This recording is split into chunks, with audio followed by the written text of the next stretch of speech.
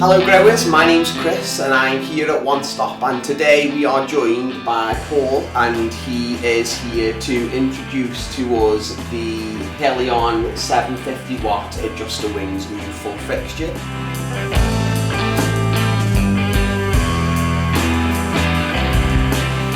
Do you fancy telling me a little bit about the history of adjuster wings?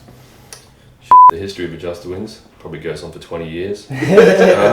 But of course we've been making reflectors for a very long time, and the whole idea behind adjuster wings was to give people a tool to use for lighting, and a tool that was malleable, and they could create the lighting output that they desired for their plants or plant stage. And now with the sort of the birth of the digital era and the popularization of that technology, I thought, well, we'll do the same. We'll get that technology, get the best of it, and bring it to the people and make it in a usable form, something that's practical for the people to use. The reflector that you've got is a very, very unique design. There's no one who's come close to incorporating the kind of technology that you've got in there. Mm-hmm. Does it work in a certain way? Is it best used in a certain way, or?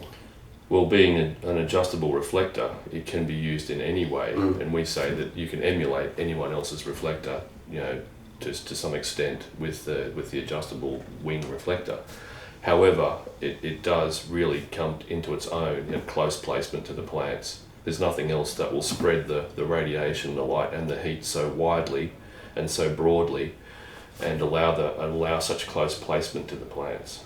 So, and of course, the closer you can place an operating lighting system, and so long as it's not creating intensity areas, the better off you are for power and intensity. The whole thing about adjuster wings is to be able to give an instrument to the people, and I say it's an instrument, not a tool.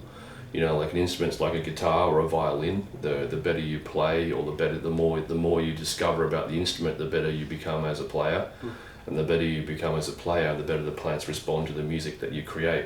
And whereas a lot of other reflectors, I call them a tool, not an instrument. And it's like a hammer. The harder you hit something, the better that they think it might work. But at a certain point, that theory falls over. But the melody and the orchestration of light, it never falls over. It only gets better. So it's less about getting it intense, more about spreading that light out, diffusing it. Yeah, it's getting a balance between intensity and evenness. And when we talk about intensity, it's important to say intensity of all radiant emissions of the lamp. Most people focus on light, but I focus on infrared, radiant heat emissions just as in as much detail as I do with a lighting plan, and it's the marriage between those two energy groups that the plants really respond to. So how long did it take you to research and develop the reflectors at Adjuster Wing? Well, the general concept came about quite quickly, and a lot of that was to do with feel, and the research only began after the product was made. It was, why the hell does this thing work so well? And I've been 20 years trying to work that out. I've been following the reflector ever since. Oh, so you made it first. It's sort of like a runaway child. Yeah. I just, the idea came from some sort of divine inspiration, for want of a better word, and then trying to work out why the hell it was so good. And over 20 years, it's taught me a lot. The customers that we get who use your products, they swear by it. They'd never go back to any other type of reflector. So Paul, you can see from the look and feel of your products that there's a lot of thoughts and feelings that go into the materials that they're actually made from. Would you like to explain that a little bit? Yeah, I can say a bit about that. Of course, we source materials, or have always sought to source materials from ultimately the best producer, or from the highest quality source. With regard to the PVD material, which is the shiny aluminium, we used to source that in Germany, and now we source it in Shanghai, China. And the reason for that is people think, if you're using Chinese material, that may be a lesser thing. But the PVD process is such a intricate scientific process that there's only 1 or 2 companies in the world that can produce the plants that make these. And so we use the one in Shanghai, China, because that's the biggest and basically the best in the world. Get processed at this point fastest. of time. Yeah. And it's also, and it doesn't just process the fastest, it's not about that. It processes with the latest technology, because every time they build a factory, they learn something from the one before. So the newest PVD run is usually the best PVD run because they've tweaked a few little things about the process. And so it's very complicated, but basically the flat material goes face down, reflective face down through an oven, and the oven is within a vacuum. It's in a vacuum sealed room, and the material goes through a seal and runs into this oven, and on the base of the oven are all these crucibles of the essential elements that they're going to vaporize and put onto the metal surface. And these crucibles, one crucible in this process, the current process, is magnesium fluoride.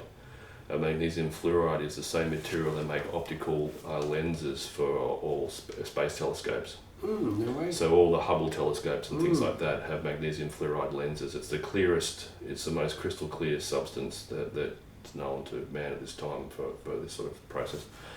So first of all, they shoot lasers into these crucibles. It's a bit of Buck Rogers sort of, it's a bit Doctor Who.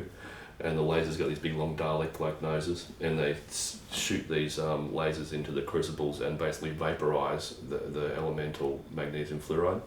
And that then turns into like many thousand degrees heated steam, liquefied rock, and then that virtually sublimates or spray paints itself through steam onto the surface of the aluminium as it goes through. And then when it comes out of that oven, it goes into another oven for the capping layer, and the capping layer is titanium dioxide, which is the element in lab glass which makes lab glass hard or toughen glass hard. So it's an element of titanium in there. So you've got a magnesium fluoride layer put on top, and then you have a titanium dioxide layer put on top in the same way as the magnesium fluoride with lasers and turning into steam. And you're talking about 3,500 to 6,000 degrees, depending on what elements in the crucible. And so that's how that's made. But the interesting point about our current production in Shanghai is it's the only mass production PVD plant that uses magnesium fluoride. Everyone else uses silica dioxide as that first capping layer. And silica dioxide is the traditional capping layer for PVD. However, magnesium fluoride is completely transparent to ultraviolet radiation. So these new reflectors, any PVD part in there is no longer an ultraviolet sponge, it's an ultraviolet reflector, and all other PVD on the planet is an ultraviolet sponge. So that's one of the main reasons we've steered away from it. Okay, so we spoke briefly about the manufacturing process, we've spoke about your history in the industry. How about if we get out one of your new 750 watt Hellions, hang it up, inspect it a little bit more closely? Sounds good.